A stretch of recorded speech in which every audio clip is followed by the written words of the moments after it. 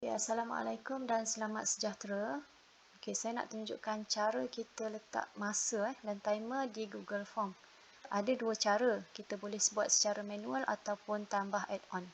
Okey, saya tunjukkan secara manual dulu. Okey, kita klik dekat responses ni. Okey, kita tengok sini ya.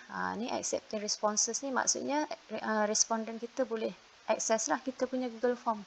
Ni kita preview. Ni bila kita bagi link dia akan keluar terus macam ni. Okey, kalau kita off, kita off. Okey, kita boleh letak message ya, kita setting message ni. Okey, soalan hanya boleh dijawab pada masa yang telah ditetapkan, contoh Okey, kita preview. Okey, dia akan keluar. Yang ni sebab saya setting message macam ni. Dia akan keluar macam ni. Okey, itu secara manual. Maksudnya kalau kita nak start pukul 10, kita on kan. Habis pukul 12, kita off kan. Itu secara manual. Okey, kalau add-on, klik butang 3 ni, pilih add-on. Ada banyak extension ya, bergantung kepada kita nak setting tu. Kita nak limit responses ke, semua boleh. Boleh pilih dekat sini, ada banyak. Okey, cuma ni saya nak tunjuk cara letak masa setting timer sekali. Okey, letak sini, form. Okey, pilih yang ni. Form presenter plus timer ni. Okey, klik je, klik sini install. Okey, ni sebab saya dah install, dia beritahu lah dah install. Okey, tutup. Okey, pergi dekat add-on ni. Pilih form presenter plus timer ni. Okey, sepatutnya bila kita klik dia akan ada keluar perkataan setup. Okey, kalau jadi macam ni, kita just close. Okey, refresh Google Form kita. Okey, refresh dulu. Okey, klik semula. Okey, klik sini. Okey, dia akan keluar setup Klik dekat setup ni. Okey, dia akan keluar macam ni. Okey, kita setting lah ni. Google Form kita nak interface dia nak macam mana. Okey, ni boleh kita change image. Klik je kat sini kalau nak tukar. Okey, tajuk dia ni saya letak peperiksaan akhir tahun. Okey, welcome message. Ni saya buat selamat menduduki peperiksaan akhir tahun. Ni semoga berjaya. Instruction arahan saya buat jawab semua soalan. Okey, setting ni bergantung kepada kita. Kalau kita tak nak, kita offkan je. Okey, lepas tu background. Background ni pun boleh ubah juga. Ini saya letak background biru belakang ni kan. Tu bergantung kepada kita. Okey, ni time control. Okey, dia ada dua. Yang pertama always dan specific time. Saya akan tunjukkan dua-dua lah. Okey, saya akan tunjukkan dulu always. Apa maksud always ni? Always ni maksudnya dia boleh jawab pada hari, tak kisah hari apa, tapi masa yang sama. 60 minit. Kalau sejam, semua sejam. Cuma hari yang berbeza. Okey, break. Break ni contohnya tengah jawab soalan, dia nak pergi tandas. Dia boleh tekan lah.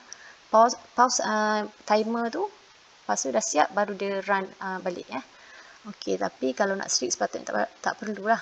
Yang ni saya nak tunjukkan output kalau kita setting break ni. Okey. Lepas tu alert message ni kita setting lah. Ni kita boleh tukar je ayat ni kat sini. Biasa kalau periksaan kita kata okey belajar 5 minit lagi. Ni setting kita. Okey, Google Form ni dia ada advanced setting juga Okey, cuma yang ni berbayar, cuma saya nak bagi tahu je lah. Ni. Dia boleh track budak tu search Google ke. Kalau kita nak snap gambar dia masa tu, semua ada kat sini. Tapi ni kena upgrade plan Okey, saya tunjuk yang basic ada kat sini. Okey, ni Okey, bila kita dah setting, kita save dulu. Okey, sepatutnya dekat sini dia publish form. Sebab saya dah pernah guna atau pernah buat, dia akan republish. Kita tekan republish. Okey, loading. Okey, kita view dulu. Macam mana hasil dia. Ni. Ni yang kita setting tadi lah. Image, background, apa semua. Masa 60 minit. Okey, katalah start. Okey, bila start dia masuk. Okey, nampak dia akan bagi tahulah ni. Masa timer ada berjalan ni. Yang ni yang saya nak tunjuk. Kalau kita tak letak break tu, dia tak ada lah button pause ni ni cuma nak tunjuk output. Okey, katalah budak tu nak pergi tandas, dia tekan sini. Okey, secara automatik timer ni stop lah.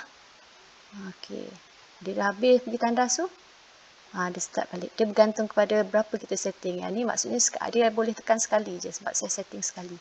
Okey, dah siap pergi tandas, dia start balik. Okey, timer pun bergerak. Okey, itu kalau always Okey, tutup. Sekarang nak tunjuk kalau specific time. Okey ni. Specific time ni maksud masa dan tarikh yang kita tetapkan je dia boleh akses. Okey, ni katalah saya setting 11 hari bulan. 11 hari bulan. Okey, masa habis pukul, kalau start pukul 12, katalah habis pukul 2 jam ni. Sama juga ni. Okey, timer, ni terpulang pada kita lah ni. 120. Ni. Hello, ni terpulang pada kita. Sama je setting macam tadi. Cuma beza dia akan boleh akses Google Form ni tarikh yang kita dah tetapkan.